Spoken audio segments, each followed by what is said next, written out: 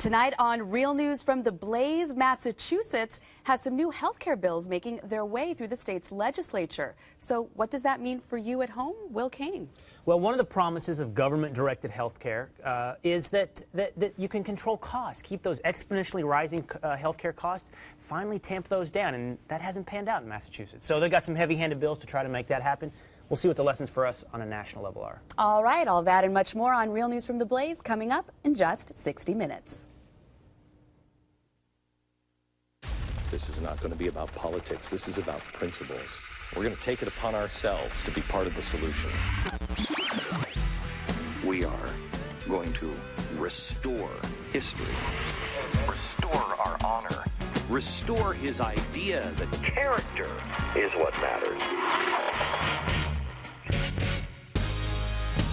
Let us not lose this battle because we sat down. This is the Glenn Beck Program. Hello, America, and welcome to GBTV, the network that you are building. Earlier this week, I sat down with Chris Stewart, the author of the new e-book. It's a series called Wrath and Righteousness. He is an amazing writer, but he is also a good friend of mine. He's a guy that I can count the people that I think are good, true, honest. They're servants of their God. They're decent men, talented and humble. Chris, don't listen to any of this because your head will expand, but he's all of these things. He wrote this series over 5 years ago, and you will not believe the accuracy of his predictions. They weren't predictions at the time. He just sees the world in a different way. It's plausible and possible that what you're reading will soon be history, because some of it is. I want to show you an example that I shared with you earlier this week. In the book, Chris wrote, and remember, this is years ago, Syria was hanging by a thread, its leader shooting his own people as if they were at war. Lebanon the same, Oman, Yemen, Bahrain. Egypt had already been taken over by Islamic fundamentalists, all in the name of democracy. An irony so fresh it would have been hilarious if it hadn't been so sad. Pretty accurate? Listen to the next paragraph. The next paragraph is this. The Arab Spring of years past was now just a distant memory. Their friends in Europe had abandoned them, then sat back and laughed, hoping that the Yanks would finally fail. Argentina had just re-elected a socialist government that immediately announced that they had developed the first nuclear weapon in the Western Hemisphere outside the United States. The new Brazilian government was courting ties to Cuba and Venezuela, the bastions of communism that sat at their door. And North Korea. He had hardly time to even think about that. Afghanistan was a mess. The book is a series that I think had an awful lot of prompting from the Lord. There is a lot of stuff in there that looks to me prophetic, but there is a spiritual component to this book, and I think personally that it goes to the protection of divine providence that we all speak. It is a battle about good and evil and how we are all pawns in a much larger scheme. Chris Stewart is the New York Times best-selling author. He is the writer of Wrath and Righteousness. Dr. Tim LaHaye, how are you, sir? Good to see you again. Tim LaHaye is the author of the Left Behind series, a series that I hope we could talk about a little bit tonight. It's a series that changed my life. We have Pastor C.L. Bryant. He's one of the founders of One Nation Back to God, and also Bishop Keith Butler of Faith for Life Church. How are you, sir? Honor's mine. Good to see you. Good to see you. And Tim. Glenn. Good to see you, sir. I want to talk just a little bit. First of all, thanks all of you for reading it. It was important for Chris and I because we're LDS and we have a different language and everything else. And the more I hang out with evangelicals, and I hang out with them all the time, the more I realize that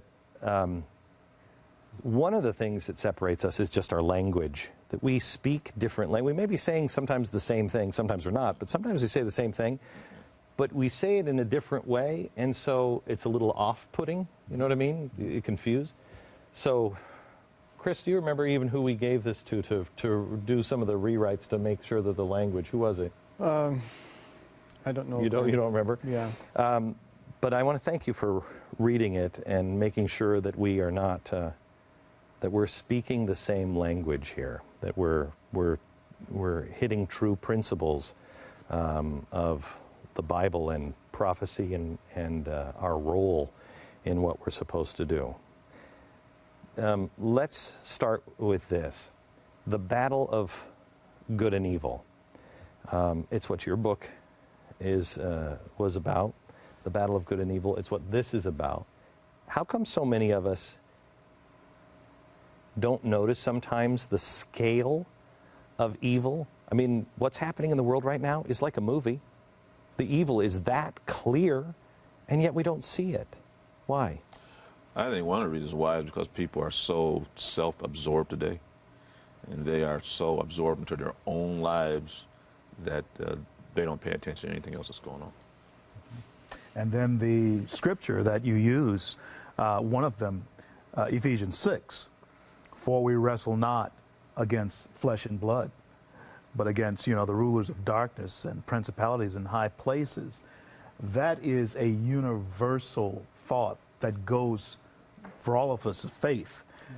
But most of us don't realize that, most of the world don't realize that there is another battle. In our movie, Runaway Slave, even that does focus in on that struggle and that wrestle against flesh and blood that we as Christians and people of faith have. Yeah. Mm-hmm. I think coming to the bishop's comment that many of us are so absorbed with our own lives, the challenges that we have. And that's one of the things this book brings out is there's the battle between good and evil, and that's sometimes fought on an international stage, it's sometimes fought on a national stage, but it's every day fought on a very personal level. And it is that, we, in the book, we talk about, we put Lucifer standing beside you, talking to you. I mean, not like we're talking, but tempting you, trying to get you to feel discouraged, trying to get you to feel hopeless, trying to get you to do things that will help him. And that's, I think, why we don't often see this in context of battle between good and evil on the international stage, because we're so busy fighting those battles between good and evil in our own lives. That's one of the things that really struck me in this series is the way it's written in a way to where you see the heavenly good and Satan, and you see them in their dominion, if you will, talking to their people, their minions, and it's almost a play within a play, and you realize we're just pawns. If we don't consciously say, wait a minute, I'm engaged, we're just being moved on a board by evil, right? Right. And part of the problem is so many people are not familiar with Genesis 1, the first few chapters, and that's where it all started. The most basic thing in life is this fight between good and evil. And a good book like yours has taken it to the modern level, explaining it in terms that people can understand and realize that if not Satan and his many, many imps are right there at your shoulder. But the good news is, because of Jesus Christ, if you're a Christian, he that is in you, the Holy Spirit, is greater than he that's in the world. Yeah. So we have a remedy. We have a defender. I will tell you that I am. That has come as great peace and comfort. The idea that darkness won't understand the light. So it kind of gives us protection that we're kind of operating in a different world. When we're in league with the Lord, and we're on His work, the other side can't see what we're doing, and it doesn't even understand it. And that gives you some comfort. Some comfort. But too, Glenn, the conflict is so unidentifiable sometimes these days. Not by people who have discernment, spiritual discernment, but Dr. LaHaye referred to the garden, the story of the serpent. There's such a subtlety, and you bring this out very well in your book, Chris. There's such a subtlety in the way evil does approach and affect us these days that sometimes without Christ in your life, without the Holy Spirit in your life, you can be taken unaware, thinking that good is, that evil is good, and good is evil. I'll tell you, Tim, I remember when Left Behind came out, and I read the whole series. It changed my life.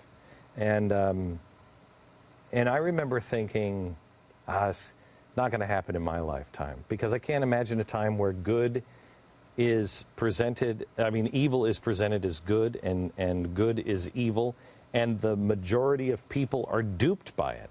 I remember maybe 7 years ago thinking, we're still close enough to where we can see each other. Now, we can't even say communism is bad. We can't say that is a system of evil, and we can't even agree. We can't agree on things that are verifiable. You're seeing it with your eyes, and it's verifiable, and we can't agree on that. Well, the Scripture told us that this would happen. It told us there would be a great falling away, and it told us that that which would be called good was actually evil and reverse. And his book lays out really two streams that I saw in it, and you had the physical, natural manifestation of good we call freedom. Yeah. Okay, and then you had the spiritual side of it, which is, of course, salvation through the Lord, one way or the other. Okay, as the book was kind of laying out for it. But people have their eyes blinded so that they cannot see, and they're not paying attention, and they don't have discernment. And between all of those things, you get the rapidity of which these things are moving is what's really incredible, how fast these things are now moving. It takes your breath away. Part of the problem with today's news cycle, and one of the reasons why we pushed this out as fast as we did. I mean, how long have we been working on this? 2 years? Year and a half? Yeah, a year and a half or so. Year and a half? Yeah. That's fast for the book world. 10 episodes, yeah. And push this out so fast because I really believe this will be a history book at some point. Yeah. Because it's look at what you wrote, and it already is history. Parts of it are history. It's very well written, too. Yeah. And as a writer, I always kind of check the technique. Chris, I want to commend you. It really grips you. In fact, I lost a lot of sleep watching it. Well, there is no one that I would be more honored to have something like that said about the book. So thank you, Dr. I will tell you I that, mean that when you get up to like episode 4, there's a lot of, let me bring your ego back. There's a lot of setup, but we looked at it and said, how do we make the first couple of episodes reduce the amount of setup? But it's such an odd concept in the first. But when you get up to episode 3, episode 4, it's nonstop, and it feels like what it feels like right now in the world. Where it's not just the change that is startling to us; it's the pace of the change. Like you said, you just can't take your breath. A couple years ago, it seems like something would happen and you'd have a couple days or a couple weeks to wrap your arms around it and kind of get used to it and adjust your thinking, and that's no longer true. It's just one thing after another after another. But if I could go back to something you said, Glenn, that I think is worth commenting on, and that is we talk about pawns, but you know, one of the things that this book illustrates is we are free to act. Oh, yeah. We can act or be acted upon. And I think the Spirit of God is given to all men that they know what is right, they know what is real, and they can, and knowing that and having that information prepares them and helps them. It's a book that's why I meant to say, if I didn't, I apologize.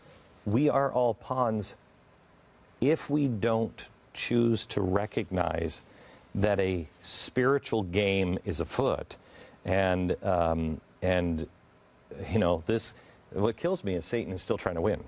He really thinks he's going to win. You know, the book I think does a brilliant job. The Scripture talks about how the Holy Spirit speaks to people, and it talks about how Satan speaks to people. I mean, the Word talks about how even Satan came and spoke to Jesus, even, and so. A lot of times people don't understand that every thought they have is not necessarily their own. Their own, yeah. It can be someone else that's speaking to them, and they have a choice to decide what they do with that voice. I just thought the book was just really brilliant. It just. Thank you. Do you think that do you think the Lord and Satan are getting louder in speaking to people, or are we just listening more? Satan just getting louder, and on the good side, we're just listening more? Well, he's the prince of the power of the air, and you've invaded the airwaves, and for the first time in almost my lifetime, which is getting pretty long, you have a competitive force for most of my whole ministerial life, and I've been in the ministry for over 60 years. It seems like the devil has captivated the Hollywood crowd and the TV and every powerful vehicle to the mind. And only just recently have Christians tried to enter into his battleground and with the name of the Lord, and can communicate the gospel as an alternative, so that there is hope in looking to God. But we have to understand, without him, we can do nothing. But I can do all things through Christ who strengthens us. So we don't have to fear the devil, but we have to resort to the Lord more often, and I think you make this clear. How is it? I've been reading John this last weekend a lot, and I just keep hovering around the Last Supper and the night before the crucifixion, and I just keep listening to the Lord say, "Don't let this trouble you. Don't trouble your heart. Find joy. There's joy. Find joy." That's really hard, and he doesn't really explain that, especially when you're freaking out, or when you're seeing the news, or when you see these kinds of things happen. How do you? I know fear doesn't come from the Lord. How do you find that? How do you hold on to it? I understand it, and I feel him and everything else, but there are times you're like, okay. The scripture tells us that God is a spirit, and they that worship him must worship him in spirit and truth. In the beginning of the book, he talks about the unseen in those shadows. Even going into it, that pulls you in, because there is a reality that is there, that is unseen to us, a spiritual reality between good and evil that is unseen to us. Very good thought that the bishop brought up. Many times there are suggestions, thoughts that are placed there to take you down a path. But you said we have choices, and those choices have to be made off of our faith and our spirit person, because God is a spirit.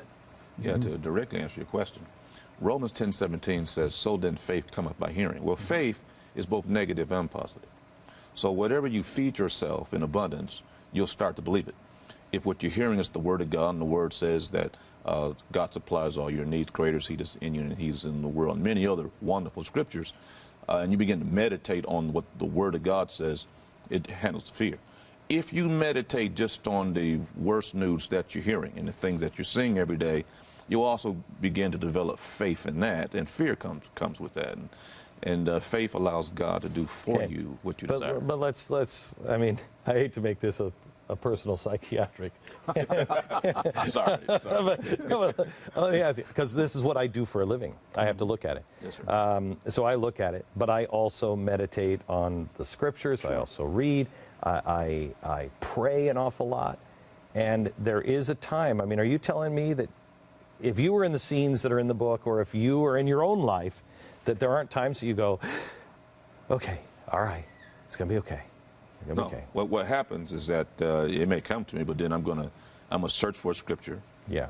And I'm gonna go, that's what God's word says about that, and Lord, I want to thank you that that's the case, and that's how you stop the fear. But even in the Garden of Gethsemane, the agony of what Christ was facing. I haven't read that part intentionally this week. I haven't gotten to that part because I keep going back, because I know that scene, and I know even he was saying, please, please, please, please, please. If it's possible, let this pass from me. But he made a decision. But nevertheless. No, I know. Yeah, and so that's where we usually stand at the crossroads in those types of situations.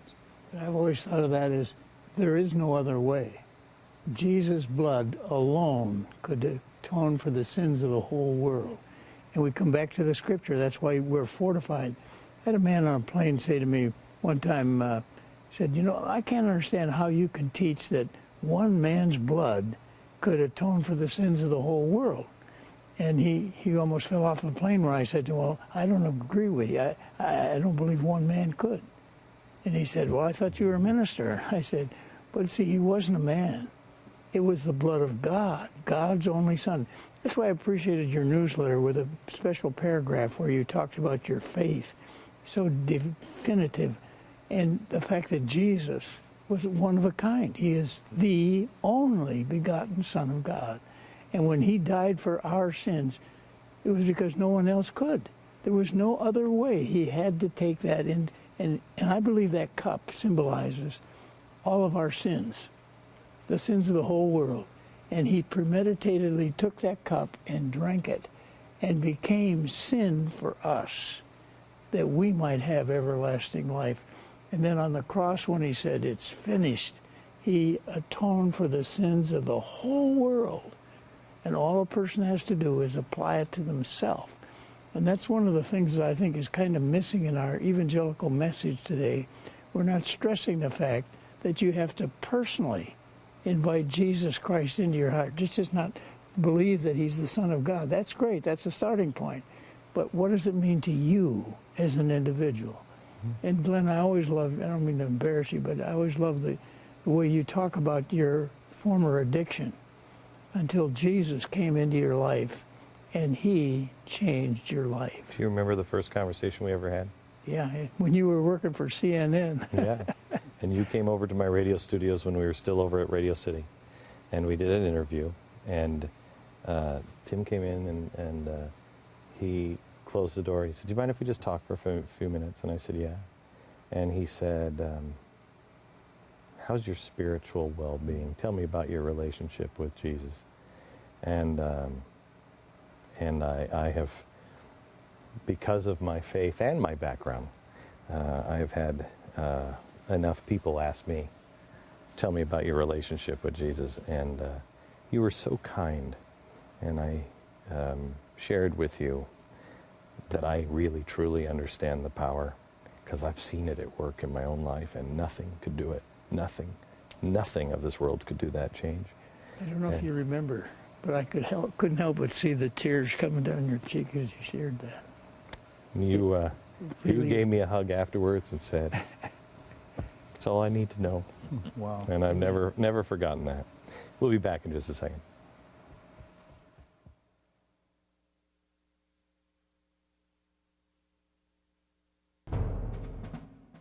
This is something that nobody's ever tried to do before. It's only going to be sold in an ebook fashion.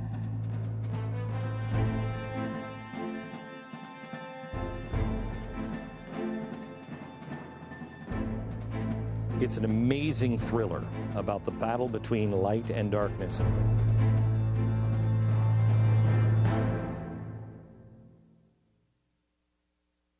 This year's presidential election is crucial to our national survival. I really think that what we do in the next 6 months, by January, I'm anxious to talk to these guys.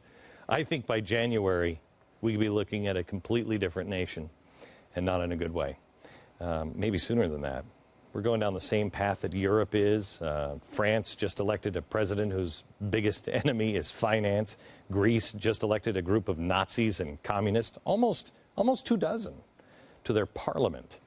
We've seen the left spreading here the same message: bigger government, more spending, more debt. It is only going to lead to more extreme answers, and it can't be. The answer is small government and more freedom. Don't allow them to win. As conservatives, we need to use community organizing skills to make a difference. Do you know how the person in France won? For the very first time, they used Barack Obama's method. Nobody had ever community organized before. What a surprise, the socialists did it. And they said they took Barack Obama's lead on that. That's how they won. Freedom Work is using its new online tool, freedomconnector.com, to organize the grassroots. And I urge you to log on now to help create events, gather petitions, signatures, send messages to Congress, share with like-minded people all around the country, and soon much more. You can share this information, please, with your friends and your family, your 912 group, and your Tea Party. Get them to freedomconnector.com and create your free account and begin connecting with your conservative neighbors around freedom today. Like you, I would do anything to protect my family. That's why I have food insurance, the emergency food supply that guarantees my family's most basic needs, safe and nutritious food. These high-quality freeze-dried meals last up to 25 years and are compact, affordable, and delicious. Start with a 2-week supply or plan for several months, whatever's right for you. Provide security for your family. Order food insurance today. Freedom Connector puts the power back in your hands. This is social organizing. It actually helps connect you with people in your own backyard. It has no boundaries. We can link with any groups throughout the country. We're just trying to lower barriers of connection, lower the costs of participating. It's all about coalition building, teamwork, team building. It's a giant network. It's in your hands. Log on to Freedom Connector today. Set up your profile, start connecting with other patriots, make your voice heard, and help take our country back. Okay, so has anybody actually started saving for college yet? Oh, not me. No, you got time. Oh, no, we actually started. You have? Really? Mm-hmm. Sure. We figure you start saving a little now, or you'll borrow a lot later on. Yeah, but how did you even know where to start? Oh, I found out about the Gerber Life College Plan. Call now for free information on the Gerber Life College Plan. It's easy. It's pretty much worry-free. Well, how could it be worry-free? What if something happens with the stock market? No matter what happens, we get guaranteed safe growth. So when she's ready for college, the money will be there. And it doesn't take a lot of money to get started. For as little as $10 a week, you can start saving for college and get guaranteed growth. Just call now. Oh, it's a life insurance policy, too. Oh, that's different. And if she decides not to go to college, there's no penalty, so she can use the money for anything. We've got to get started. Yes, we do, because you're going to college. Call 1-800-892-3073 for your free information. That's 1-800-892-3073. Are you a homeowner 62 or older? Are you looking to access cash from your home or eliminate your monthly mortgage payment? How about both? Then call the number on your screen. With a reverse mortgage, there are no monthly mortgage payments. You will still own your home, and you will have many options on how to receive your cash. Call now. It's time to get all the facts, and Reverse Mortgage Solutions is here to help. Call 855-200-1039. That's 855-200-1039. رأينا الحلم الكبير الذي نحلم به جميعا. الولايات المتحدة العربية. الولايات المتحدة العربية ستعود إن شاء الله. ستعود الولايات المتحدة العربية على يد هذا الرجل ومن معه إن شاء الله. ستكون عاصمة الخلافة. ستكون عاصمة الولايات المتحدة العربية هي القدس إن شاء الله. This, if you notice the date on top, was May 1st. This is the Muslim Brotherhood. This is the candidate, the guy who is sitting down, who this cleric pointed to and says, this is the man who's going to do it. He is the candidate for president of Egypt, Muslim Brotherhood. That is one of the biggest clerics over in Egypt and the Middle East.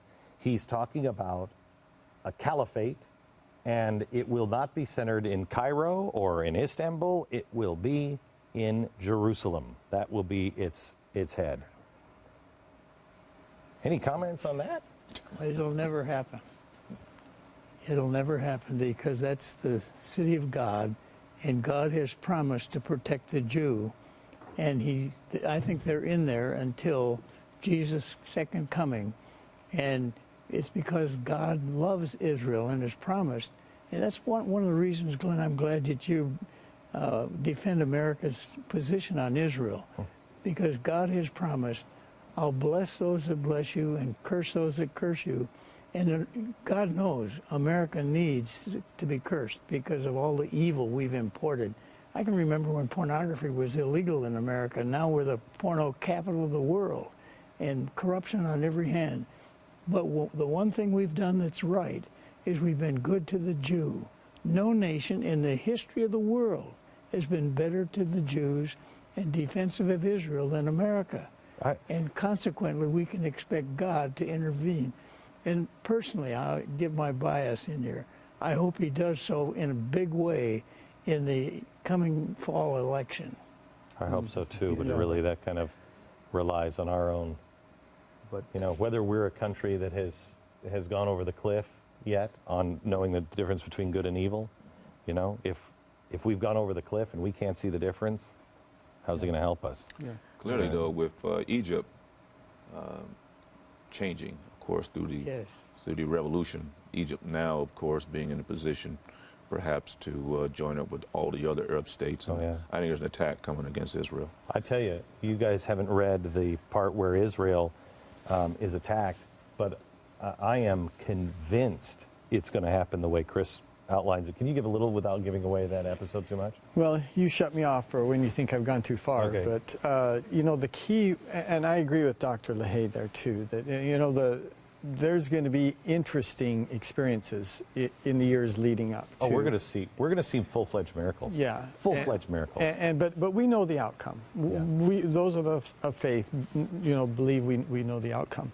But it's going to be a thrill ride to get there in some interesting ways. But coming back to the book now, so this is fiction. This isn't. But part of the setup of that was they had to, interestingly, find a way for Israel to be destroyed, but for it to be acceptable. If Iran were to launch a nuclear attack against Israel right now, that would be unacceptable, and there'd be repercussions and an outcry from that. And in the book, we set it up so that it's okay. And in fact, they make it. It's a false flag. It make it look like the Israelis blew up. It wasn't was it the Gaza Strip? Yeah. They just took missiles and took out the Gaza Strip. Yeah. And the whole world saw it. And it took America and split America from Israel, and put us at odds with each other. The whole world is eager to condemn Israel, and they did. And it starts. That's where it really starts to rain fire. Yeah. Your Restoring Courage tour. Yeah. Was there with you there. I know you were. That's what it's going to take, people of courage now, because there are guns, mental guns, spiritual guns, literal guns being trained on Israel. Got a chance to go up to Mount Carmel and look out over Megiddo, where the battle, the last great battle will be fought. That day is soon approaching us, and it's a reality. It's a reality that will occur, and it will usher in, as we believe, Christ return. And so, hang on, just wait. Pick up your thought again. I just want to ask you, yes or no question. We can come back to it in a minute. Are we going to see the return in our lifetime? Do you think? You're asking me? Yeah. Ask these gentlemen of faith first. Let me think about it. I think it'll either be in my generation or the next generation will. Do you? I absolutely believe it. Tim? I believe in my generation it had better happen pretty soon. Okay, no rush. No rush. Well, not since 1948, the word talks about when Israel returns as a nation, that generation, it says, all things will be fulfilled. So the interesting thing is, what is a biblical generation? So the short answer is, I think in my lifetime, but clearly my sons and daughters. Yeah, okay. And if I could come back to something we were talking about a little bit earlier, and that is how critical this moment is. I'm talking politically now. I'm talking the real world politics, policy right now. What a critical moment this is in our nation's history. What a tipping point this is in our nation's history, because we have to buy ourselves some time here. We have to save this nation for another generation. There's still so much good that can be done in the world, and we need to provide opportunities for that good to take place. Because as you were saying, Glenn, in January, one way or another, we're going to be a very different nation than, we're going to step down one path or another. We will. The next president is Abraham Lincoln. For good or for bad, he's Abraham Lincoln. There is that kind of change coming to where the president will be the one that says, we are moving this way or this way.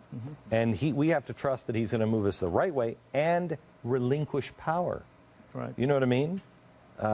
That was the scary thing with Abraham Lincoln. When he got in, he wasn't talking about ending slavery. No. He got in, he was like, hey, let's just put this thing back together. Can't we all get along? Okay, sure, we have some slaves, but can't we all get along? No. Right. It wasn't until God moved on him where he said, He's watching a battle over and over and over again, and he gets down on his knees like, Lord, whatever. You want me to free the slaves? I'll free the slaves. It was a covenant with God that changed him.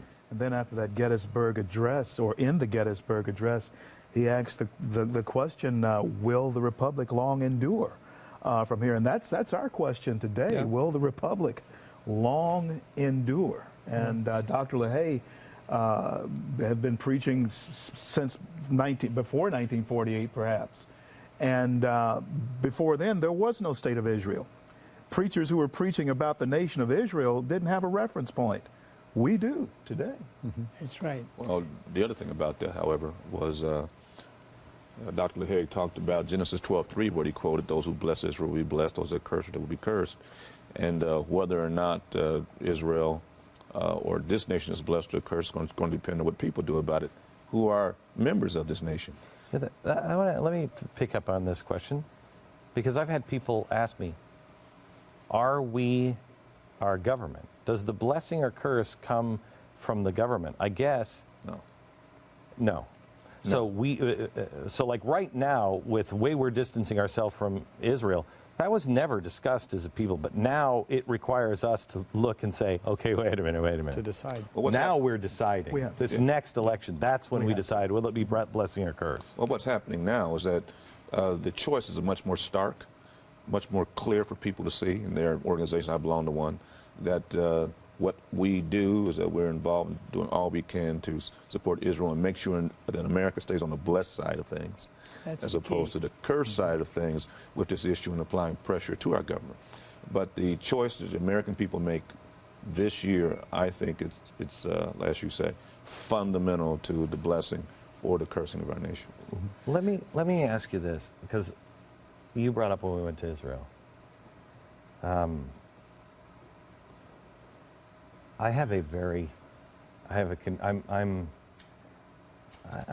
don't think I'm the Lord's favorite son, and I challenge him. At times I wrestle with the Lord a lot, because he only tells me what I need to know, and that's not enough for me. And I have a very warm relationship with him. I feel at times I can feel his embrace. He's kind and he's gentle and he is soft and he cares. When I went over to Israel, I found myself feeling an entirely different side of the Lord, the fierce side of the Lord, the every knee will bow and every tongue shall confess. I felt that side of him when we were there, of you tell this because I'm coming. That's what I felt. I've never felt that before. Have you ever felt that before from him? Have you ever felt? That's scary, isn't it? I mean, that's scary. I mean, it's just awesome. It's just, holy cow, the power of the entire universe. Yeah, and there we were at in the way I think the center, the literal center of the world, Jerusalem. You delivered a message that day, and we had great singing. Dudu Fisher was singing, and then it was just a great time. But there was a message that was delivered on that day from people of faith, that we stand with you. Amen. And they were there to receive it, and they did. You know, I really believe the majority of the American people want us to befriend Israel. So we give them, what, $5 billion a year? That's chump change to where we waste on some of the people that hate us. They're at least our best allies in the world. But the question that I think we ought to throw on the table is, will Netanyahu submit to the authority of the Muslims in Iran? Or will he bomb before they get the neutron bomb? I will tell you that I sat with Netanyahu 6 years ago now, and before anybody was talking about it. And I sat with Netanyahu. I don't know if I've even said this before. When I was in Israel, the day I delivered that message early in the morning, I went to meet with Benjamin Netanyahu. And let me tell you something.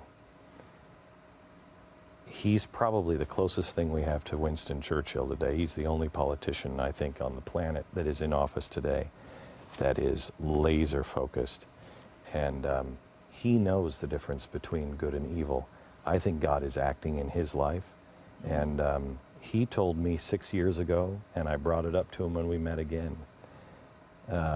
I asked him, you know, I told him 6 years ago, there's going to come a time when the world will be at the edge of peace, or the world will be at the edge of something.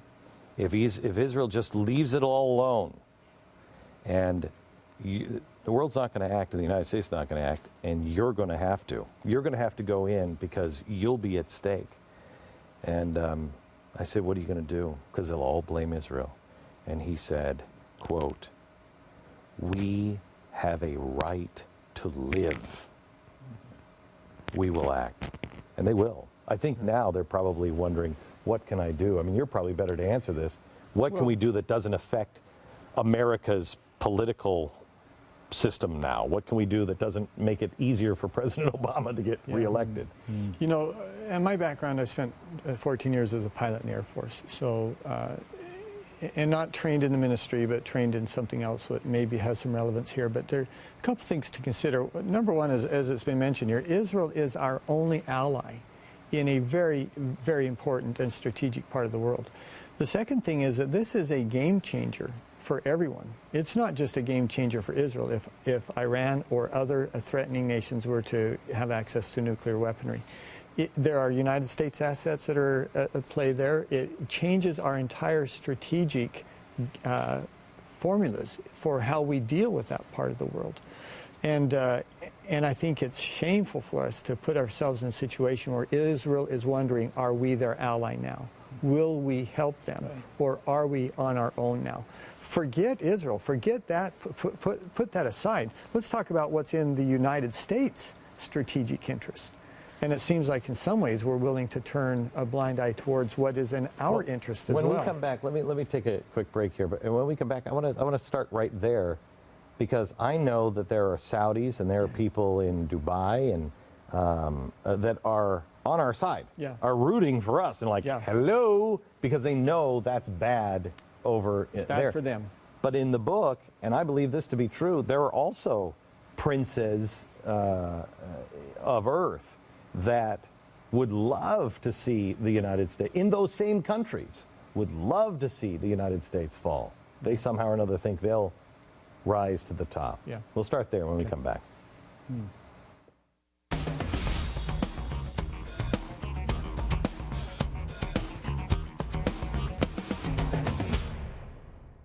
Bringing a firearm into your home is one of the most important decisions you can make. If you are considering gun ownership, CheaperThanDirt.com is here to help you make a responsible and informed choice. We understand it is a personal decision how you choose to protect your family. We offer thousands of choices of firearms, ammunition, and accessories to suit your individual needs. Be responsible, be proactive, and exercise your Second Amendment right. Find us online at CheaperThanDirt.com. That's CheaperThanDirt.com. Freedom Connector puts the power back in your hands. This is social organizing. It actually helps connect you with people in your own backyard. It has no boundaries. We can link with any groups throughout the country.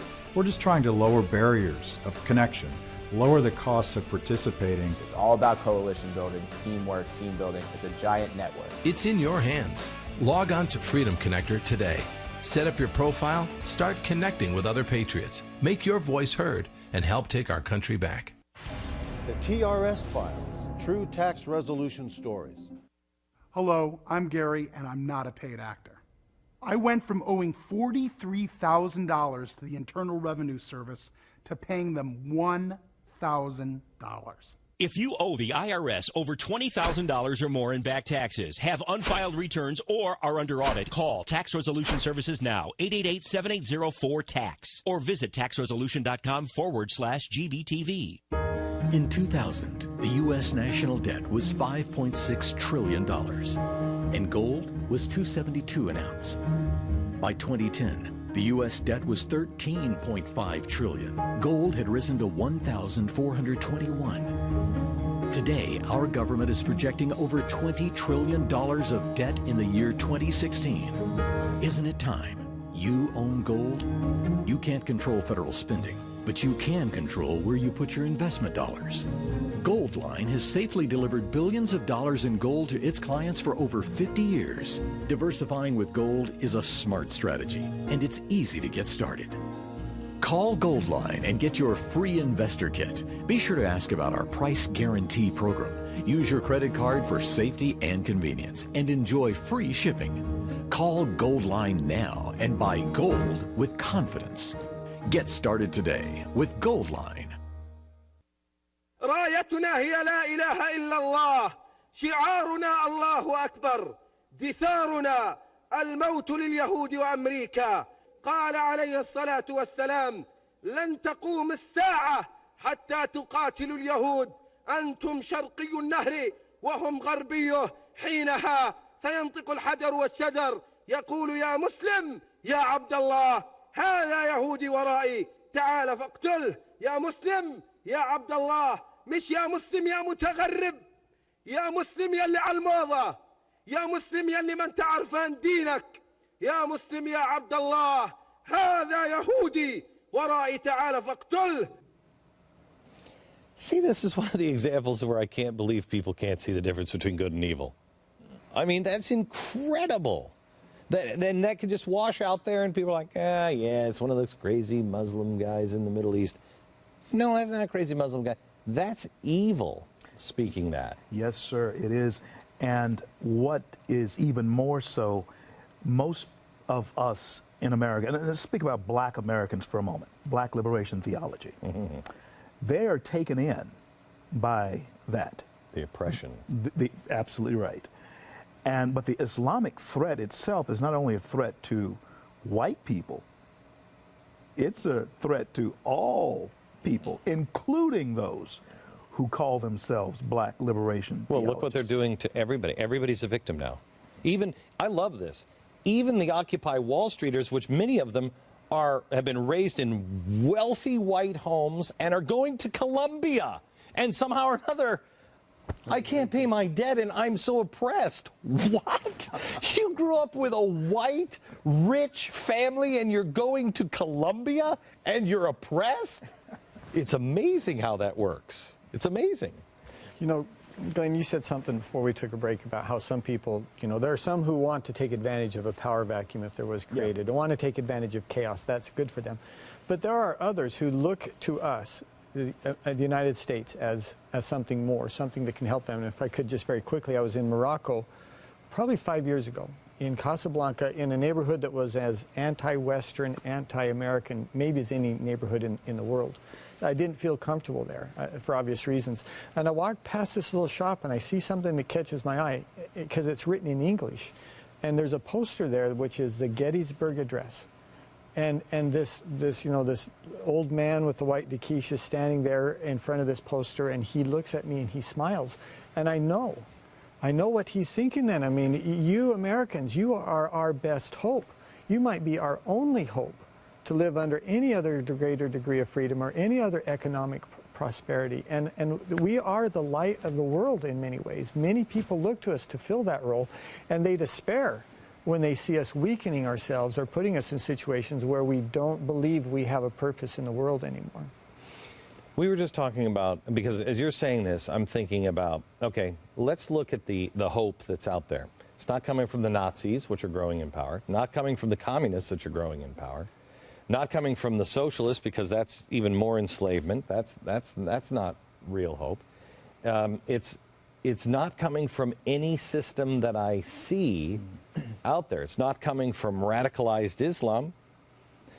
And you know, we were talking about the 12th Imam in the break of, if you look at what the Twelvers believe in Islam in Iran, that's spooky, because it looks like somebody took the Book of Revelation and just wrote the polar negative of that. And it's really, I mean, that's crazy. It's crazy. But Tim, you said that the Antichrist doesn't come from there. No, he's going to be a Roman, because the people that came in and destroyed the Temple of Jerusalem, he will be a prince from that crowd. And so Daniel makes that quite clear. But there's something that we haven't even touched on. And it gets into a whole program could be on this. But Ezekiel 38 and 39 is going to happen when Russia and the Islamic world get together with their common hatred to the Jew. They're set up. And when they go down against Israel, then Almighty God is going to do something that I have longed for him to do. That is, he's going to bear his strong arm and prove to the skeptical world that there is a God in heaven, just the way he did back in Egypt and under Moses and so on. And he's going to reveal himself so that all the world will know there is a God in heaven. I will tell you, Tim, that when I told you about Jerusalem and I said I felt his fierceness, I will tell you that what I said to my wife was, I felt the Spirit of Lord. I've seen the finger of God. I'm telling you, we're about to see the whole arm of God. Amen. We're about to see it. It's an amazing time. Well, what the scripture talks about Jerusalem being God's city and the holy city, and that nation being that holy nation. And the scripture talks about the fierceness and the wrath of God of anyone that comes against it. And as Dr. LeHague was talking about, that whole embracing of the Russians and the Arab other countries that come against Israel, and the type of defeat they're going to have is going to be, from Scripture, extremely supernatural, massive, and it's going to be so pervasive that the entire world will shake at it. And you're talking about the wrath of God. Yeah, we're not in the book. It doesn't say that. It's not like your book where it's the end times. Jesus doesn't. I don't want to give the ending out, but it's not necessarily the end times. Could lead to that,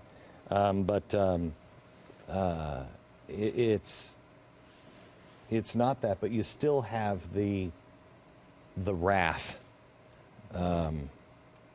coming.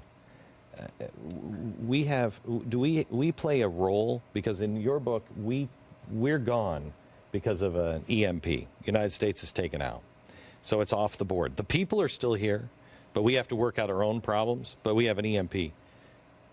America's not in the Bible. It's never there. No, I have not found America in the Bible, but I haven't come to that place in this book yet. I'm sorry to wreck it for you. But we have to keep in mind, when we were in Israel this last December, a year ago, Netanyahu made the clear-cut statement that this is our land, and we will not give it up without a fight. And they're going to stand. Personally, I don't think they're going to lose. I tell you, if I had a city where I thought, you know what, I'd be safe here, it would be Jerusalem. Yeah. You know what I mean? It's going to be hell on earth, but maybe Jerusalem. Yeah. But this conversation, Glenn, is so important. Christ himself tells us, you are the salt of the earth. But if the salt loses its ability to salt, its savor, it's good for nothing but to be thrown out, trampled under the foot of men. The world is waiting to see just how soon or how fast we, as people of faith, lose our savor. We're still the light of the world, city that's set up on a hill. But we have a great opportunity in November. Yes, sir. And get the evangelical church. I've always believed, ever since 1979, that if we could motivate the evangelical church to get 20% more voters out to vote. They vote conservative most of the time because those are the commitment beliefs they have. If we could motivate them, we would have enough. If you're not we motivated, represent a large majority. If you're not motivated now, I don't know what it's going to take to get you motivated, get you up off the couch. I don't know. All right. The book is an ebook. It's free to you if you're a subscriber. It's absolutely free. I want you to read the first one. A lot of setup in this one, and then the books start rolling out, and there's 10 this year. and we want you to read it and share it with a friend. Doesn't have my name on it at all, so nobody will know I'm even involved. So all the friends that think I'm crazy, you give it to them. Let them read it. And check it out now. It's at mercuryinc.com or wherever ebooks are sold. You can pick it up there. Back in a minute.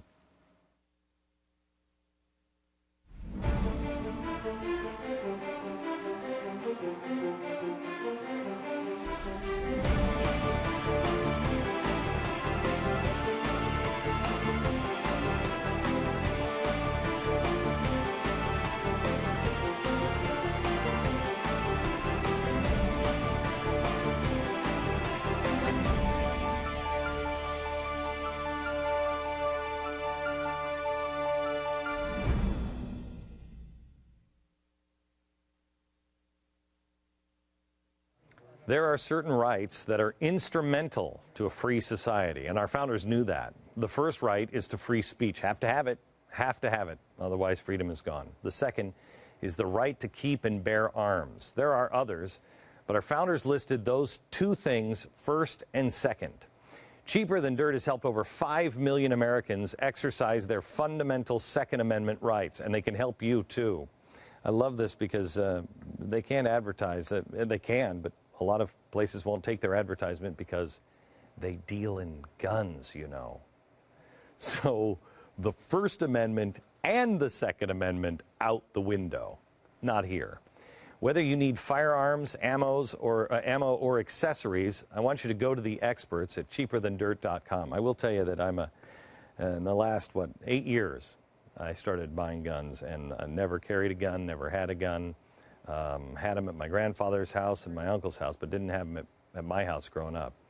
And it's always been difficult for me to talk to anybody about guns because I feel like I'm stupid. They will treat you like you're a human being and help you along the process. It's cheaperthandirt.com.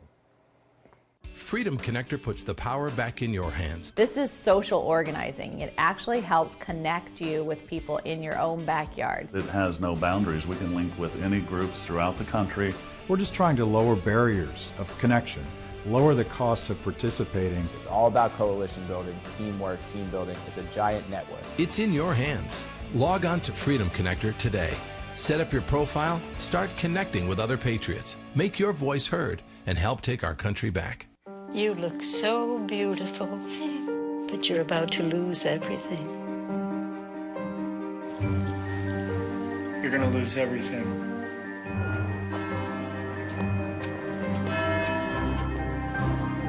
Dearly beloved, we are gathered here.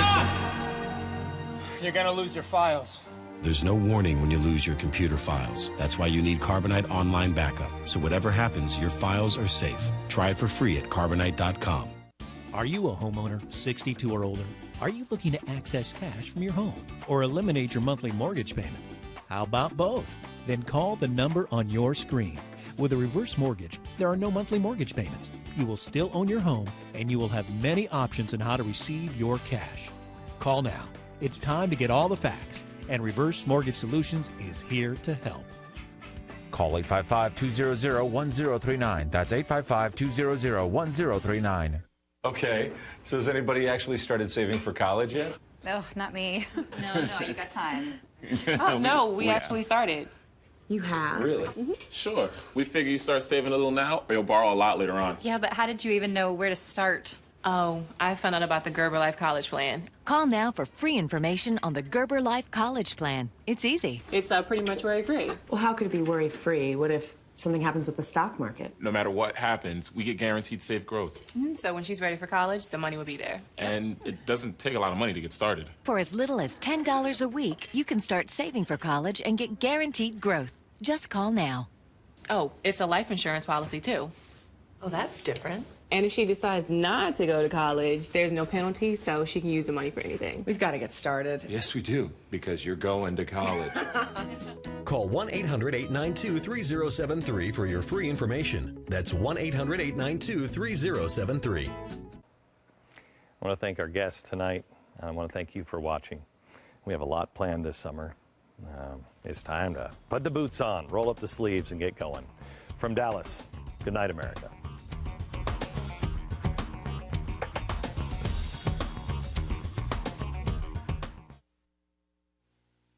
Breaking news tonight. We've got real news. This just in. Real news from the Blaze.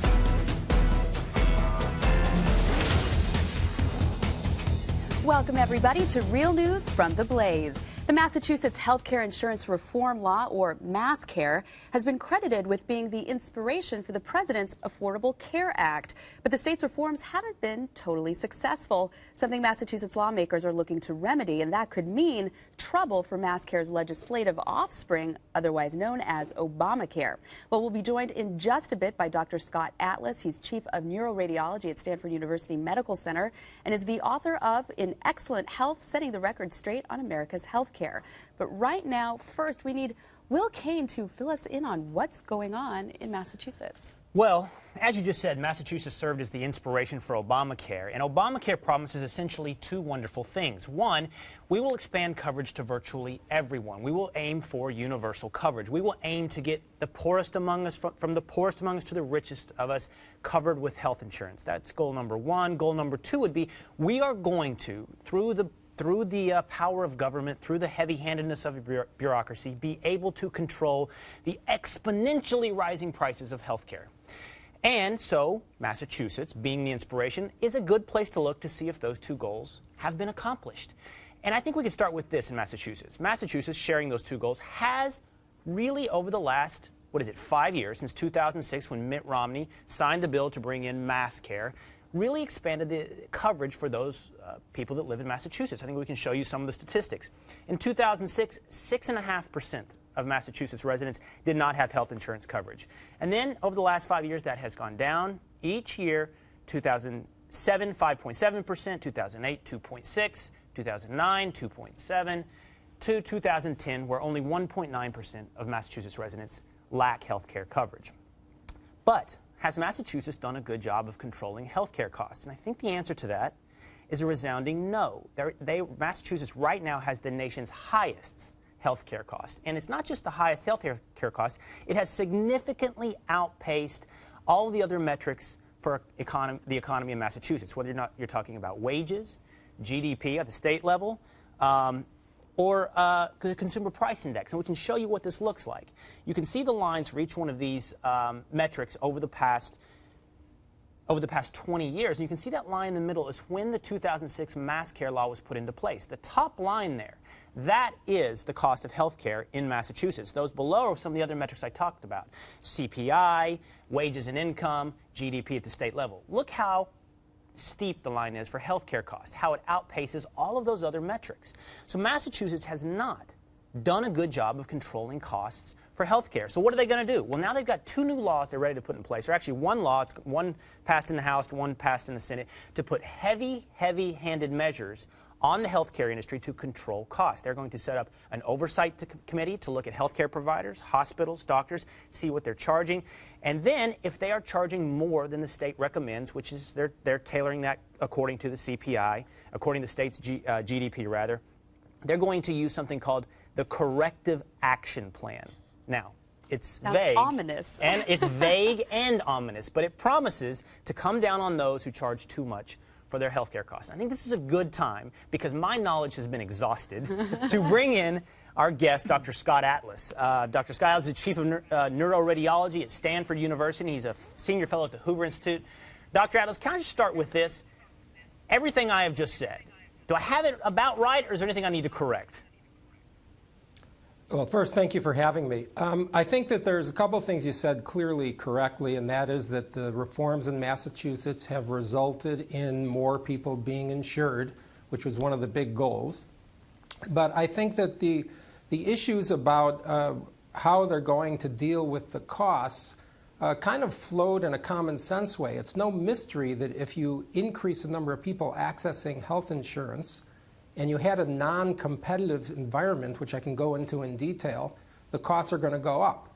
And Massachusetts has some unique factors that make it even more problematic than other states that I can go into, including a very high amount of money on malpractice, lawsuits that is spent, that the system is a burden to the system, including a large number of state-based mandates for what is covered in insurance, more than most states. and hospital situations that are kind of not quite monopolies, but say oligopolies that control the market in this healthcare area where in the United States, as we've said many times, we need more competition. There's kind of anti-competitive forces there, and the costs have gone up. Well, let me ask you this. We just showed a chart that showed that the rate of increase in healthcare costs in Massachusetts has been exceeding all other metrics in the Massachusetts economy. Has the rate of healthcare costs in Massachusetts also outpaced the rate of increase of healthcare costs in other states? Is it growing faster than it is in other states? I think it's growing faster than some and not as fast as others. And, you know, part of the issue recently about healthcare is not as isolated as people think it is. For instance, when there's a recession going on nationally, healthcare expenditures have also come down somewhat in the worst parts of the recession. So there is some responsiveness to the overall economy, and of course, therefore, there's also responsiveness on a state-by-state level. Professor, so let me clarify or get clarification from you. Are Massachusetts healthcare costs going up faster, skyrocketing, because of Romneycare and because of covering just more people, or is it because Romneycare is in some way distorting the market and raising the price of healthcare? Okay, well, let me correct the terminology here. Governor Romney signed in a bill in 2006. Governor Patrick is the one dealing with and changing the bill.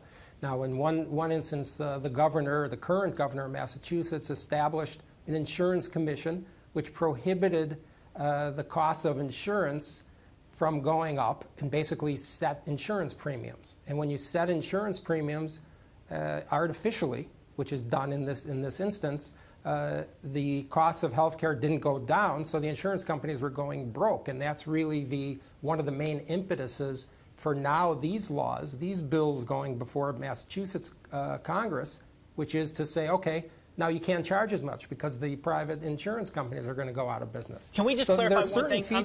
I'm sorry, Professor, let me just clarify one thing you just said. You just said a couple of years ago they attempted to control the price of health insurance premiums, and that resulted in these health insurance companies hemorrhaging money and headed on their way out of business. They realized that didn't work, so now they're going to control the prices that hospitals and doctors charge. Is that correct? That's what I read the bills as basically doing. Is How do they do that? A bureaucratic way.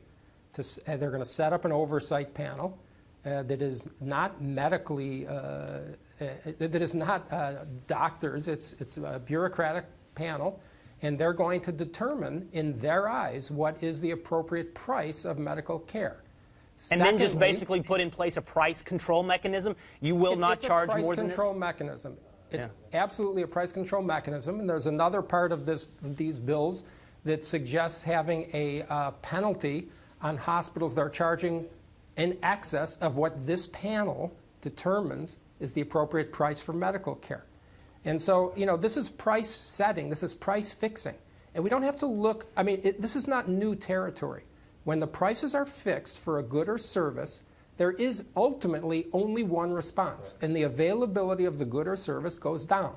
We can see that in other parts of the United States economy. In the history, when gas prices were set, I remember when I first got my license, waiting an hour for gasoline.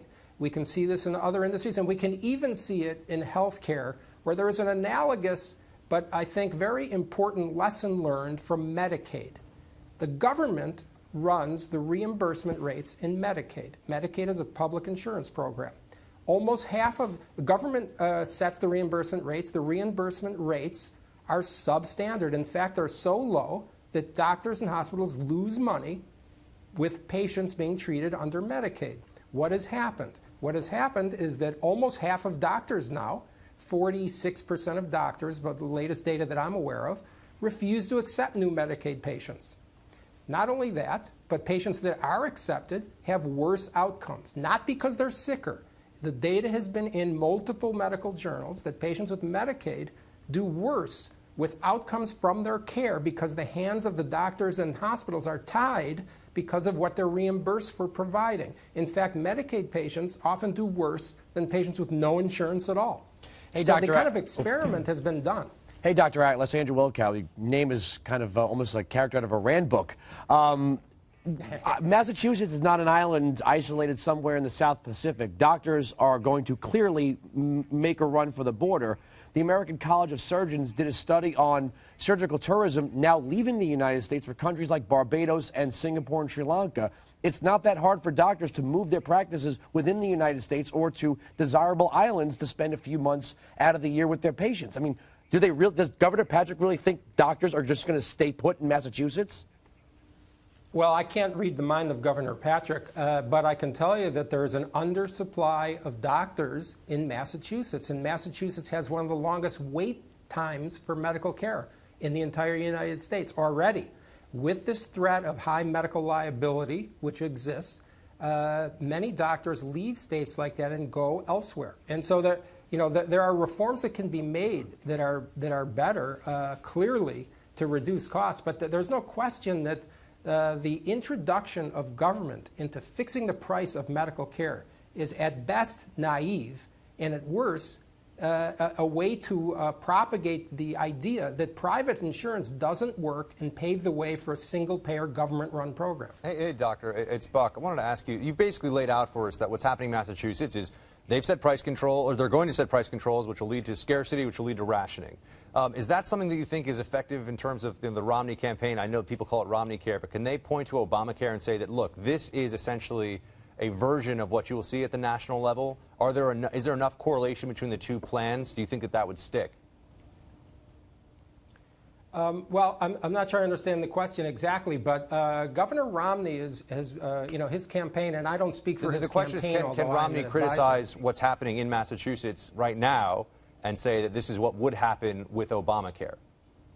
Well, there's no question that this is the way that Obamacare will end up. There is absolutely no question. We already know that the government has inside Obamacare devised a panel called IPAB, Independent Payment Advisory Board, and that is specifically and explicitly to control, meaning to reduce the costs of medical care.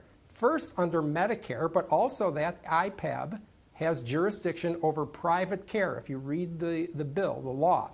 And so there is no question that the goal here and the ultimate reality is that the prices will be set and reduced specifically by Obamacare, and with that comes rationing. It's necessary, it's essential, the way the law is set up. That's what will happen. It's inevitable. All right, Dr. Scott Atlas, we appreciate you joining us tonight. Thank you. Thanks so much. And when we come back, a follow-up to an important story we brought you earlier this week. We said it was going to get ugly. Well, we were wrong. It's worse. The Wisconsin recall is next.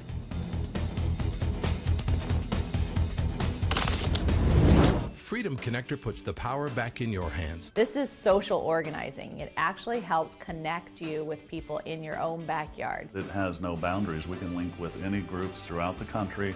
We're just trying to lower barriers of connection, lower the costs of participating. It's all about coalition building, teamwork, team building. It's a giant network. It's in your hands.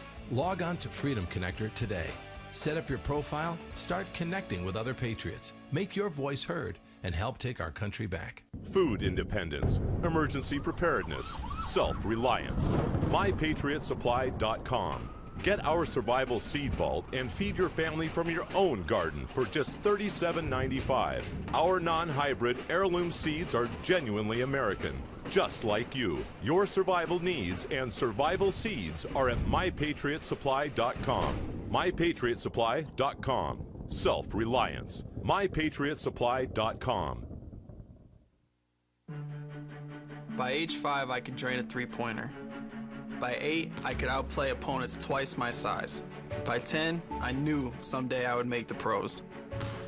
Focus, dedication, determination. These are the things that have prepared me for today. But for what tomorrow might bring, I prepared with Food Insurance Emergency Food Supply. It gives me the confidence to face any opposition.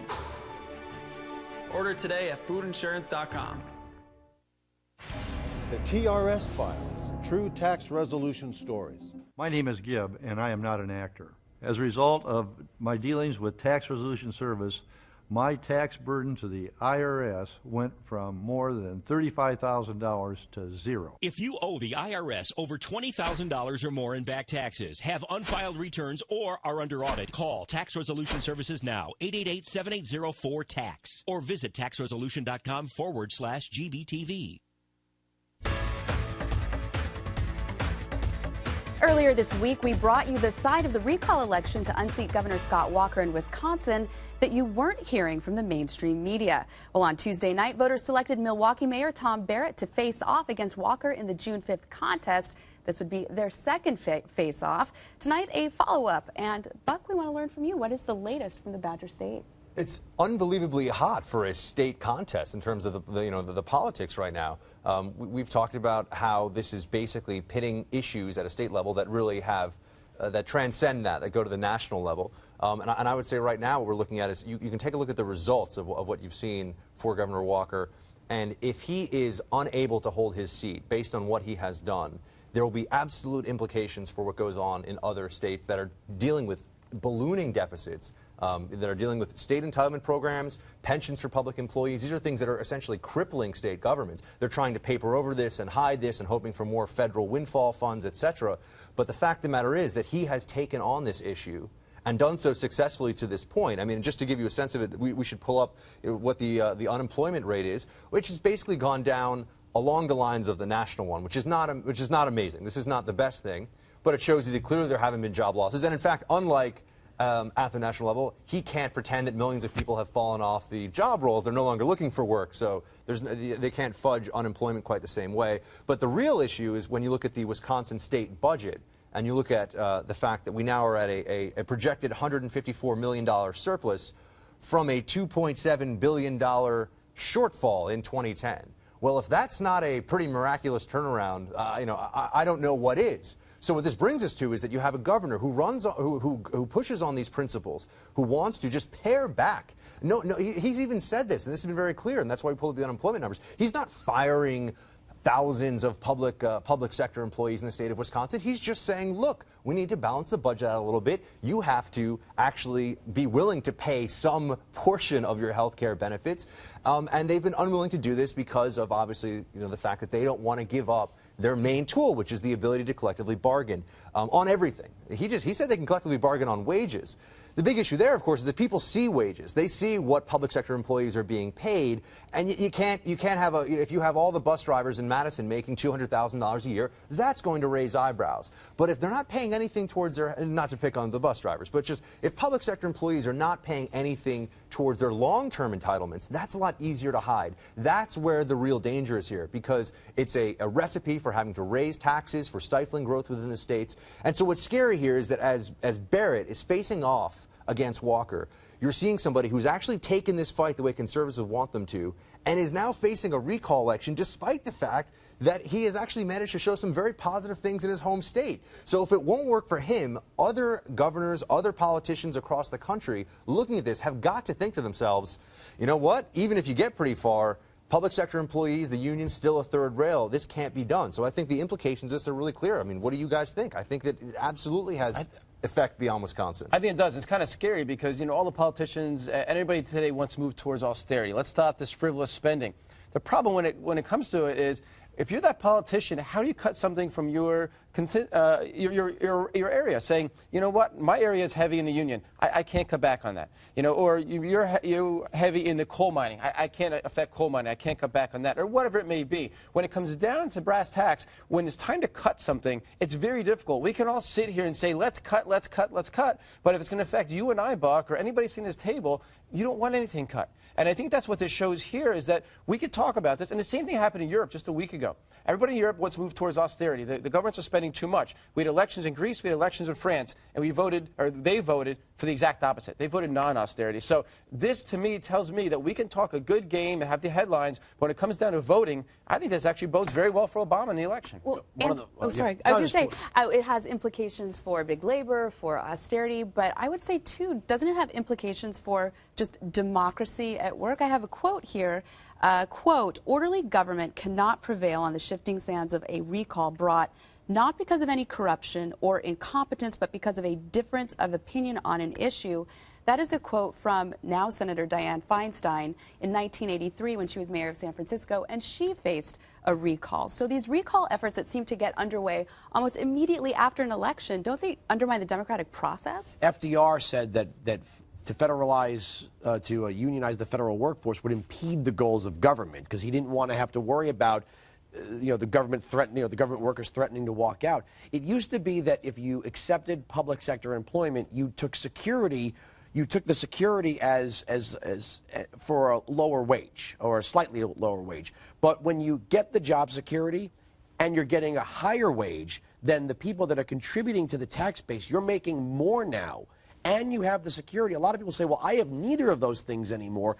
Why do you government workers get this? Which brings us to the fact that you have an ironclad Democrat constituency. That's what this is all about. It's one group of people in the state of Wisconsin in this case who are willing to absolutely go to the mat over their benefits, their specific benefits, even if it hurts the state of Wisconsin.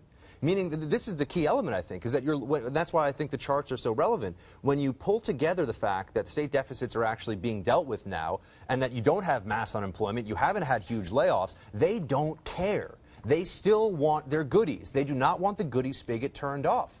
So, I mean, this is what we're seeing here, is that people are actually willing to say, you know what, even if it's and look, this is true in California, it's true in other states, even if it's going to destroy the state, even if well, they'll punt it to the next level of government, the federal government. Well, you've got mayors that overspend Absolutely. at the local level. They punt to the county. The county allows the mayors of the townships to overspend. Then they punt to the state government. Then the state governments allow the counties to get away with it, and they send their senators. And I hope this is why it should have resonance. It should have resonance across the country, because when people look at this issue, they should see that this is not about what the recall effort is saying it's about, which is, oh, he didn't do this, or we think he's bad on this issue. They want their stuff. The public sector unions in Wisconsin want more money. More importantly than that, I mean, I know it's not their salary, it's actually their benefits, but more importantly, they want the ability to just shift things back to the way they were. As soon as their guy gets in power, they want to be able to say, well, we're going to hold his feet to the fire to make sure that he ups our benefits. They basically can just undo anything that Walker does. Walker realized that. That's why he tackled the issue of collective bargaining. Wasn't one of the big things he removed the state as the collection agency for the unions?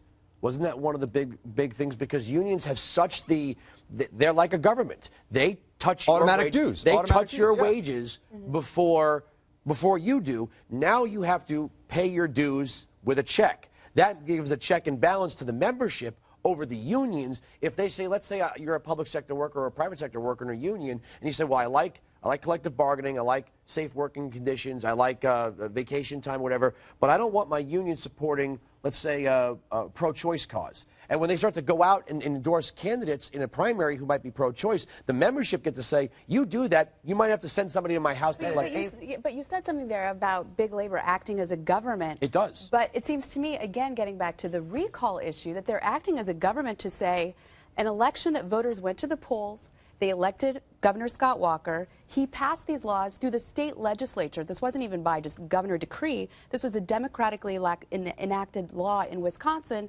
And big labor is saying, you know, to hell with that. We don't like the results, so we're just going to do a do-over. Well, there's something unsettling about this process. I mean, the fact of the matter is that, you know, even going back to the founders, they understood that people should have a term of office. You should not have people that have lifetime office, but there should be a period of time by which you can actually be judged by your accomplishments. Otherwise, you have people in a constant state of running for office, which I think we kind of already have now for fundraising. Who would you give the power to stop recalls? What, are you going to let the governor decide that one? Well, but the law I don't want to recall now. The law should be more clear on this. I mean, originally the intent of them was for malfeasance, for people that were accused of corruption or bribery, sort of a high crimes and misdemeanors standard. To big labor, this is malfeasance. Right. Well, to them, taking a little bit of their health care benefits and making them pay a little more towards their pensions is malfeasance. But the fact of the matter is, we've gone far away from that. Fortunately, it hasn't been used that often, but it is, again, it's precedent setting. It sort of reminds me of some of the things that, you know, have been going on with Congress. They say, well, this has never been done. And they say, well, we use reconciliation to pass this bill. Right. Well, technically it can be done, but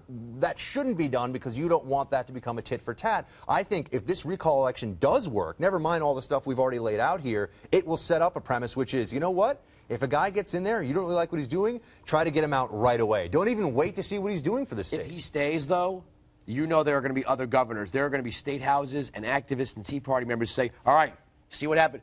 you better get on this. So what about that, Will? Do you think that these kind of recall efforts lead to politicians being timid, that they're not going to be willing to put their necks out because, you know, the group's already organized before you've even really begun legislating? Absolutely. I think it's regardless of whether or not the recall effort is successful. In fact, we have this quote from Richard Trumka, the head of the AFL-CIO, that says we actually have Richard Trumka himself. Listen to him. Let's listen to him. What would it mean if Governor Walker hangs on to the governorship? It would mean he would be a debilitated governor for the next 2 years in office, and he would be finished the next time he runs. So it's regardless whether or not the recall effort is successful. He's already hamstrung as far as Richard Trumka is concerned. And what's interesting about this to me is that already the Tom Barrett, who is the Democratic nominee in the recall effort against Scott Walker, is neck and neck, right? It's a tight polling race right now. What's interesting about this is the interests of a few, and that is the public sector employees, have become a proxy for the interest of the middle class. That this has been successfully politically painted as a fight between the Koch brothers and the middle class, because the pensions of bus drivers or firemen or policemen or teachers won't be able to be collectively bargained. That has been painted Scott as... Walker, he did exempt firefighters and police officers. That's right. Those two, which is odd. That we have to admit, that is odd for Scott Walker to have chosen those two groups as his favorite exempted groups. But that being said, these groups, these public sector employees, have now been painted as the poster children for the middle class. Because you know what? You can't get an entire recall effort based upon some city bus drivers. You can get it, though, I think they're trying to do that. I don't think they've been You successful. can get it, though, based upon calling it the middle class. I think that, they want people to believe that. But the more people recognize the actual cuts that are being requested here, the more they think, well, wait a second, we're going through a recession. People have lost their jobs. Look at the national unemployment rate. I mean, things are hard for everybody. Things are hard for the middle class right now. Why shouldn't, I shouldn't use the term shared sacrifice, I know, but why shouldn't public sector workers also be affected in a financial downturn? And that's really that's really at the core of this whole issue. They seem to think that the contracts that were signed at a time of, fiscal profligacy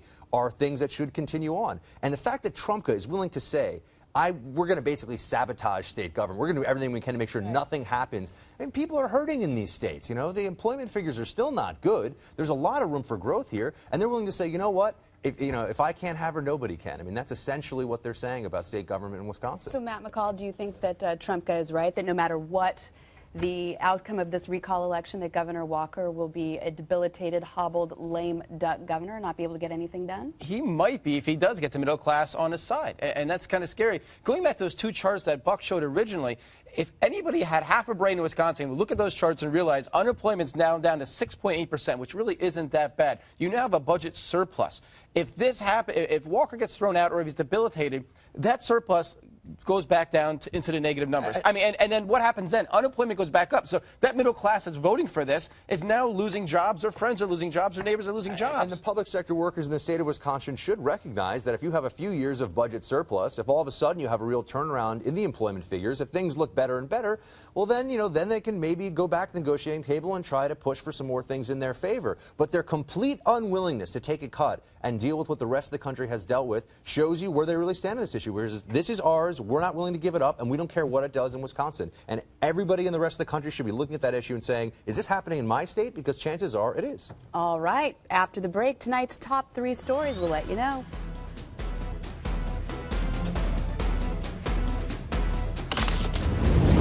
In 2000, the U.S. national debt was $5.6 trillion, and gold was $272 an ounce. By 2010, the U.S. debt was $13.5 trillion. Gold had risen to $1,421. Today, our government is projecting over $20 trillion of debt in the year 2016. Isn't it time? You own gold? You can't control federal spending, but you can control where you put your investment dollars. Goldline has safely delivered billions of dollars in gold to its clients for over 50 years. Diversifying with gold is a smart strategy, and it's easy to get started. Call Goldline and get your free investor kit. Be sure to ask about our price guarantee program. Use your credit card for safety and convenience, and enjoy free shipping. Call Goldline now and buy gold with confidence. Get started today with Goldline. Freedom Connector puts the power back in your hands. This is social organizing. It actually helps connect you with people in your own backyard. It has no boundaries. We can link with any groups throughout the country. We're just trying to lower barriers of connection, lower the costs of participating. It's all about coalition building, teamwork, team building. It's a giant network. It's in your hands. Log on to Freedom Connector today. Set up your profile, start connecting with other patriots, make your voice heard, and help take our country back. I live alone, so when I slipped and fell in the kitchen last month and couldn't get to a phone, that's when I knew I needed Life Alert. With just one press of this button, I'm connected to the Life Alert Center, where I can get the help I need, even when I cannot reach a phone. With Life Alert, I'm never alone. Call 1-800-996-6392 for your free Life Alert brochure. That's 1-800-996-6392. Call today. Well, this is pretty cool. A perfectly preserved World War II fighter plane has been discovered in the Sahara Desert. The Egyptian government has been a little slow to return it as it's being stripped of ammunition. You can find that and many more stories on The Blaze. Which ones rank among tonight's top 3? Well, for that answer, we turn to the site's editor-in-chief, Scott Baker. Hey, Scott. Amy, how are you? I'm right when I look at this camera, I have a big computer screen underneath it. So the chart beat is changing so rapidly, I'm going to have to switch some things around. Okay, number 3 story, and by the way, the one that you mentioned is going to be in this list. Right now, the number 3 story is, well, another sign of UFOs. I know there's some skeptics in the room there, but this involves the NASA's Solar and Heliospheric Observatory, SOHO, they call it. And did you know they shut that down for a couple of days? And some of the UFO conspiracists think that it's because NASA didn't want us looking at what was going on in the sun, because there was an appearance there that might have been alien life. You'll want to check it out. Number 2 story on the Blaze right now is what you mentioned. It is the perfectly preserved fighter jet, a British fighter from World War II, found in the Egyptian desert 70 years later. It's not in perfect condition, but it's in remarkable condition for having just been out there. And in that story, you'll not only see the pictures, but the very interesting story actually disheartening story of what happened to the pilot of that plane. The number 1 story on the site by far today has been a segment from Glenn's show last night. We've called it, Do You Know Anybody Like Obama? Beck's latest expose could go down in history, and it really could. One of the hottest stories that we've had on The Blaze for a long time. And one story that has not really hit the top 5 today, but that I wanted to bring to your attention because I think it is pretty important. Stephen Lerner, one of the gurus behind Occupy Wall Street and the union movement and the resistance movement, spoke recently at Georgetown University, and we were able to get a copy of the video. And so we posted an exclusive on The Blaze about his charge to the students.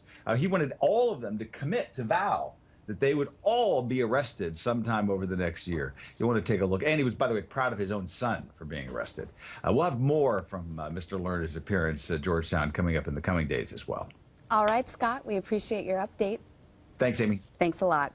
The president's setting case that paved the way for the current military tribunal of 9/11 mastermind Khalid Sheikh Mohammed is the subject of this week's Real History. Stay with us.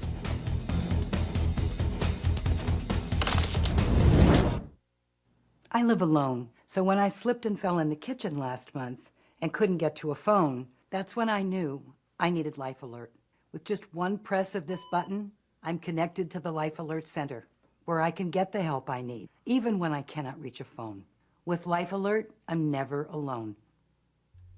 Call 1-800-996-6392 for your free Life Alert brochure. That's 1-800-996-6392. Call today.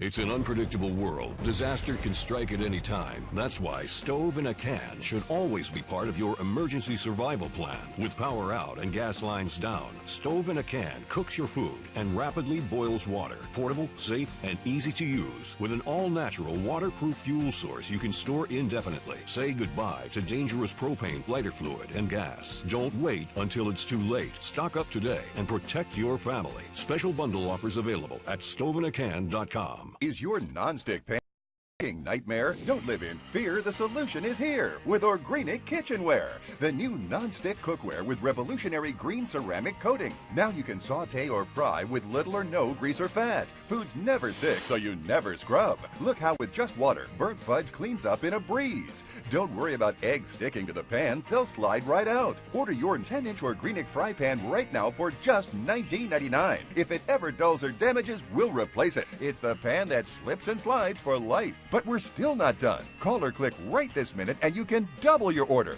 You get 2 Organic 10-inch fry pans with recipe books and a lifetime warranty. A whopping $220 value, all yours for $19.99. And when you call, find out about free shipping. Call 1-800-603-7571. But hurry, we're giving away a special offer on a second Organic pan with today's orders. So call 1-800-603-7571 and find out about free shipping. That's 1-800-603-7571. Call now. In 1942, a group of Nazi saboteurs landed on American shores with one mission: to destroy key economic targets. Now, the plot was uncovered and the men were arrested, but their story set the precedent for today's military tribunals. Take a look at this week's Real History, Operation Pastorius. The Horseshoe Curve is near Altoona, Pennsylvania. The curve is 220 degrees. It enabled the trains in the middle 1800s to ascend the nearby Allegheny Mountains.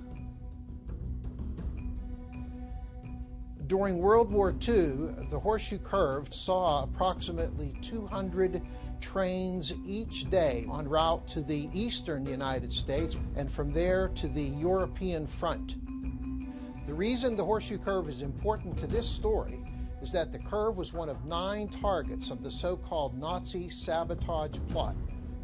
The saboteurs numbered 8 in 2 4-man teams.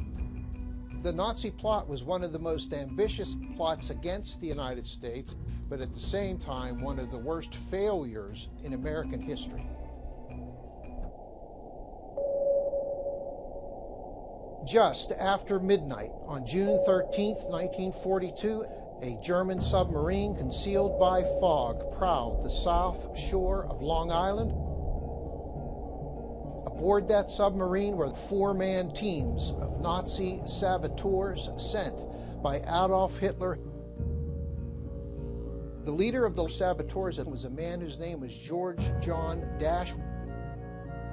After arriving on our shores, Dash went to a phone booth in Midtown Manhattan and called the New York office of the FBI. Dash told the sole FBI agent on duty he was the leader of a team of Nazi saboteurs. For 4 days in New York City, Dash waited for word from the FBI. Such word never came. On Thursday, June 17th, 4 days after landing on our shores, Dash took a train to Washington, D.C., where he checked into the Hotel Mayflower. He called J. Edgar Hoover's office directly. Dash was naive. He thought he would speak with the great Hoover himself. Instead, Hoover's secretary transferred Dash. A young FBI agent picked up his phone. Dash gave a 225-page, single-spaced statement in which he gave up the entire plot. At that point, J. Edgar Hoover called a nationwide news conference and announced the arrest of the 8 saboteurs. At the same time, Francis Biddle, an Attorney General of the United States, flew to brief President Franklin Roosevelt. When Attorney General Biddle advised President Roosevelt that the maximum crime we could charge the 8 saboteurs with was attempted sabotage, President Roosevelt was not happy with this legal advice. So the President issued a controversial executive proclamation in which he denied the 8 saboteurs access to the American justice system and consigned them instead to be tried by military tribunal. President Roosevelt assigned 2 attorneys to defend the Nazi saboteurs, 2 Army colonels, and a single legal secretary. By contrast, President Roosevelt named a prosecution team of 30 high-powered lawyers, both civilian and military. The 2 Army lawyers assigned to defend the saboteurs asked President Roosevelt to withdraw the proclamation so that the saboteurs might be tried like any other person accused of a crime in the regular American justice system. When the verdict of the military tribunal was read, guilty against all 8 saboteurs, the 2 Army lawyers rose and announced a bombshell. They said, "We are taking this case to the United States Court of Appeals," which they did. And in less than 1 day, Judge James Morris of the Court of Appeals wrote that the tribunal had been fairly constructed and that the verdict of the tribunal should be carried forthwith. The 2 Army colonels named to defend the 8 saboteurs said, "We are taking this case to the United States Supreme Court." The Supreme Court upheld the United States District Court of Appeals, which in turn upheld the verdict of the military tribunal. On Saturday, August 8th, in Washington, President Roosevelt ordered the execution by electric chair of 6 of the 8 saboteurs. Dash, who gave up the plot to the FBI, received a 30-year sentence at Fort Leavenworth. The case of the Nazi saboteurs is one of the foundational pieces of law that underlie the law on today's Guantanamo detainees, and whether such people should thus be tried by military tribunals or be tried by the regular American court system. And that question remains controversial to this day and dates to the case of the Nazi saboteurs. Well, as the piece just said, this case of the Nazi saboteurs and its as the first case to go before military tribunals serves as the foundation of a great debate we're having today over what to do with the detainees at Guantanamo Bay. And of course, that is currently in the news because we have seen the circus that the military tribunal has turned into for several of the detainees from Guantanamo Bay, with their lawyers in hijab, with their complaints about the various female attorneys and not wearing appropriate garb by their religion in the military tribunals. But it's interesting because while that serves as the foundation, we're also at a situation now where, with the war on terror being a certainly, let's just say, differently defined war than World War II, we start having much more trouble saying who is it that is prosecuted inside of a military tribunal versus who is it that makes their way to our own criminal justice system. It remains controversial to this day. Well, things would have been very, obviously, look, a few things. I mean, I think that the truth is that people have been prosecuted, terrorists have been prosecuted successfully in U.S. courts. Criminal courts. Criminal courts. And there have been many instances of this. And the issues about disclosure that come up, and this is one of the, I think, one of the big arguments that is usually forwarded on this, you know, that might betray sources and methods, or how were they captured, or what have you. There are closed courts. I mean, there are ways of dealing with that. I mean, the court can certainly deal with sensitive or classified information when the need arises for that. So, you know, the question then just comes, is this, should we be applying this precedent to a war that, as you mentioned, literally never ends? Right. Because terrorism is absolutely not going to go away. It is with us. It is with us, I think, for eternity. There will always be, and you could argue that in different forms it has been around for as long as man has been around. But the threat from Islamic jihadists will be around for at least as long as we are all alive, and therefore you could have people denied civilian trials and going to military tribunals. Of course, non-U.S. citizens we're talking about. I didn't mean to jump in. I'm sorry.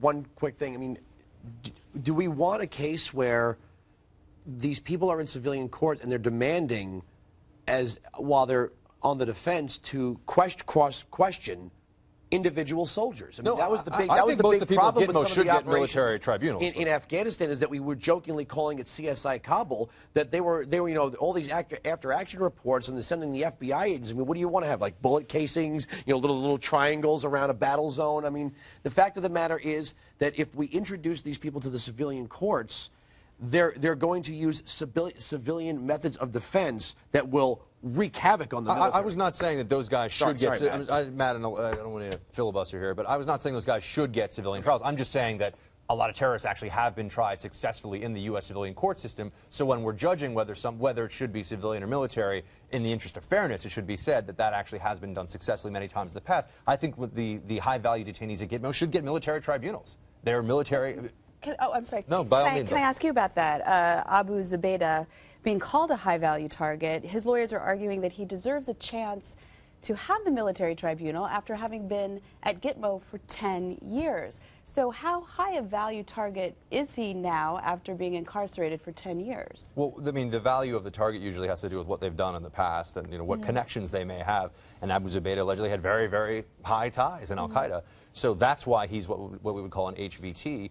And look, the fact of the matter is that the U.S. military tribunal system is allowed to determine how these things go forward. And as long as they're doing it in conjunction with UCMJ, I don't see a problem with it. With keeping someone incarcerated without trial? Oh, in the case of Abu Zubaydah? Right. Well, look, I mean, he's a specific case because he's somebody who may have had operational knowledge of plots. So then it's really an issue of sort of imminent national security. And, our court systems are not a suicide pact. I mean, if they, and again, I don't have, the other part of this is I don't have access to, nor have I ever had access to all the information on an individual like that. But there is, of course, always the possibility that they could be involved in or have knowledge of imminent plots against the United States. And in that case, if you're holding them, that seems fully justified to me. I'm all for the military tribunal, but it's kind of a fine line. Who determines military tribunal or civilian court? Because if you have an extreme, and radical that comes over here, tries to do something in the United States, but it's a lone wolf.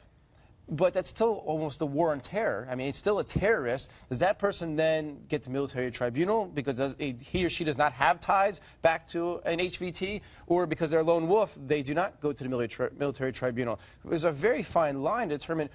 It could be based on religion, and they could say, well, it's based on the fact that I'm Muslim. It tends to be done on a case-by-case basis. I want to ask the lawyer. Lawyer, what do you think? The lawyer doesn't know, but by the way, I think the most senior government lawyers in this country don't necessarily know. Good enough. The people, there's a lot of back and forth. Good enough for our troops. Why wouldn't it be good enough for these animals? I'm sorry. I'm saying if the military court system is good enough for our troops, why isn't it good enough for these animals? I think that I said that. I think most of them should get military. It's an do you want me to pretend question. that I think they shouldn't? Anyway. But I think that also all leads you to Amy's question is, these men that are being held as detainees in Guantanamo, don't they have a right at some point as well to be judged? To be judged somewhere? Military tribunal, civilian court? They're arguing that they are It's been a long time in coming, but they will be. But Abu Zubaydah is asking to be judged right now. It's been a decade. Well, this president has actually signed into law that would allow all of us at this table to go to Guantanamo. For a guy that ran against Guantanamo, he's asserted that the federal government can hold you to the end of hostilities. Go define that one. Right. All right. Well, we'll stay right here. The Island of Misfits Stories is up next. You don't want to miss it. Coming this year from Mercury Inc., President Obama calls his childhood mentor Frank, but he was so much more. A writer, an entrepreneur, an activist, and a full-fledged communist. Author Paul Kanger reveals the untold story of the communist who changed America forever. Then, a publishing first, a 10-part ebook thriller series released over the course of 1 year. From New York Times bestselling author Chris Stewart. By June, the battle will be raging, not for the Oval Office, but for our souls. It's time to find a new way forward. The Ultimate Voter's Guide from Glenn Beck. In the fall, return to entertainment with 2 groundbreaking sequels. First, the young adult thriller Michael Vey, Rise of the Elgin. And then, the long-awaited sequel to Glenn's smash hit novel, The Overton Window, finally arrives. It's a year of education, entertainment, enlightenment, and of course, the election. All coming this year from Glenn Beck and Mercury Inc. Avengers is amazing. Avengers is non-stop. All-time record. And worth it. Yeah, worth it. It was good. There is, and I won't blow it or say where it is, but there is a scene. There is one scene. I don't think I've laughed that hard in I don't know how long in a movie. Have you, Pat? No, it was funny. I mean, it was a hard belly laugh from almost everybody in the movie theater. It was great. Really, really well done. Just fun. And I love these people who are like, I don't know. It was a little unrealistic. They're comic book heroes. They're comic book. And, and Captain America, I don't know how they're going to make this thing profitable over in Europe. Because everybody's hating us over in Europe and the rest of the world. And you you look at Tony Stark and you're like, yeah, that's right. Okay? Tony Stark's on our side. Yeah. And Captain America. All right? And Hulk. Take that. Well, a lot of outrage tonight among tonight's misfits. Andrew, start us off with your outrage. This one's going to make your head explode. In a city, in a state where sugar's bad, salt is bad, trans fat's bad, guns are bad, we have a huge nanny state. The state of New York has now, according to this judge, Carmen Separik, the purposeful viewing of child pornography on the internet is now legal in New York. This case stems from a 2009 arrest of a Marist College professor who was found with 100 images of child pornography on his computer. And the way he got caught, he voluntarily gave his computer to a technician to do some repairs, and that technician found the images of child pornography and called the police. The judge seemed to err on the side of, if you're not buying, downloading, and storing, it's just in the cache, it's just an internet imprint, that's not actually criminal in New York now. You can look at child pornography without it being criminal in New York? Yeah, New York State? but you're not buying it. You're not actually keeping it for later viewing. You're just sort of watching it in the here and now. Okay. Does this make any sense at all? Not one bit. So the nanny state is taking nannies are care supposed to of watch out for adults, children. but not That's children. The thing. Yeah, Okay. nannies are supposed to watch out for children, not how much salt is on your bagel. Right. Does this make sense to you as a lawyer, Will, that you can look at child stream and watch it, but you just can't own it? That doesn't sound too good to me. I mean, We're that's my legal opinion on that one. We're not talking about being caught in viruses or emails or subject interest matter where someone might look up bomb-making materials for a term paper. This is obvious intent, 100 images clearly viewed by this person. So. All right, Matt McCall. Well, the big headline in the business world today was J.P. Morgan losing $2 billion. But that's not really what I want to focus on. That's obviously not good because I own a lot of J.P. Morgan stock, so I had a very rough day. But more importantly, what came out after that is SEC Chairwoman Mary Shapiro came out. SEC is, of course, looking into this already. All this really was a bad trade. J.P. Morgan made a bad trade. They lost money. They make money, lose money every single day. What I think is going to happen due to this is there's a lot of people on the left already going after the banks and basically saying break up the banks, they're too big to fail. In the last week and a half, Senator Sherrod Small from Ohio came out with a new bill basically limiting the size of U.S. banks, going everything against capitalism that's out there, saying a bank gets so big, you can't grow anymore. Just a week and a half ago, Representative Brad Sherman from California has an act that's called Too Big to Fail, Too Big to Exist.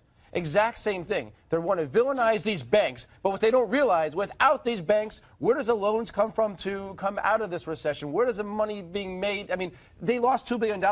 They're still making billions of dollars this quarter, and that's going back in the U.S. economy. So the politicians are going to run with this and go after and use the Volcker Rule, which came out in 2010 when they had the Wall Street Reform Law. And I tell you, these banks are in trouble, and it's not good for you and I. That quote again? Too big to fail, too big to exist? That should be California's motto. Exactly. All right, Buck Sexton. Well, Americans apparently like having a wealthy class, at least in the aggregate. 2/3 of Americans think that the U.S. is a better place because there are wealthy folks among us. And it's the same number as it was 22 years ago, according to Gallup polling. 63% of Americans think the U.S. is better off from having some wealthy people. Only 34% believe the country does not benefit from having an upper class. I bet they are supporters of Occupy Wall Street, at least some of them. And it does break down somewhat interestingly along partisan lines. You have 52% of Democrats versus 80% of Republicans thinking that having a class of people with a lot of money is a good idea. And this is unsurprising, but always worth noting that 63% of Americans say that they would personally like to be rich, which is honestly that was the only surprise. Will, why is it not 98%? Explain this to me. I agree with Will. My I think legal they're opinion lying. on that is bananas. I think people like to say that they have no interest in being personally wealthy. But if any, they should have had any of the people that said no to that. Any of the 37% who had said no interest. They should be like, well, what if we gave you $1 million? sort of push them on this issue a little bit. They'll never be rich. You ever read all those psychological books? If you say to yourself, I don't want to be rich, you'll never have success in life. So those 37% are screwed. Success in You'll life? never have success No, in life? in life. You're not. Success is measured by wealth or just success in general. Come on, You can't have success without wealth. I'm glad our finance guy measures life success by his pocketbook. This is exciting. Yeah, I was saying, this is coming from the guy who said he doesn't care if the poor have to pay There more is somebody at taxes. the table that makes me look like not so respectable. All right, Will Kane. So there's a furniture store in England who's had their advertisement banned, which you can do in England by the Advertising Standards Authority. Interestingly, this advertising slogan was first run by the cops back in 2004.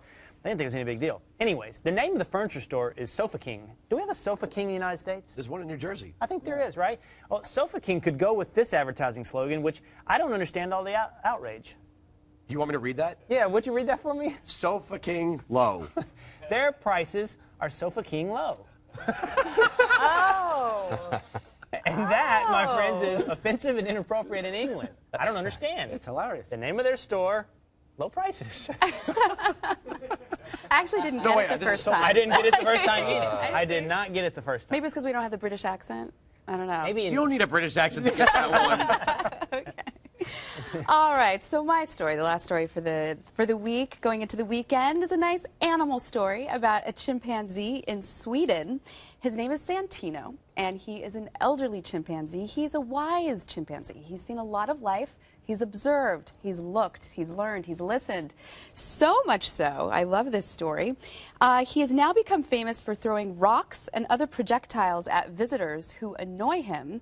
But more than just throwing rocks, he plans this thing. I mean, these are surprise attacks that the chimp, he has been observed going in his cage, getting the hay, placing it close to the visitors, hiding rocks under the hay, sitting calmly, waiting for them to come in front of him, and all of a sudden nailing them with these rocks. I think it's amazing. He's not in a guy. He's stuck in a cage for 20 years. That'd be something. It's also famously not just rocks they throw. So. I was just going to say, he could fall from his own poop. No. Santino is a very respectable chimp, and he doesn't like to touch that sort of substance. So that's part of what researchers think it's the reason why he throws the rocks, because he doesn't want to throw the gooey, stinky stuff that it might be close at hand. Does he have the right to challenge his incarceration? Good question. Close. Have you ever been around a chimp? They're creepy. You ever look in his eyes? You know he's thinking about it. No, yeah, he's got he's going to hit you with a rock in a few minutes if you don't get out of here. Well, that's it for us. But before we go, remember you can follow the show on Twitter at Real News GBTV. We will never throw rocks at you. Have a great weekend, everybody.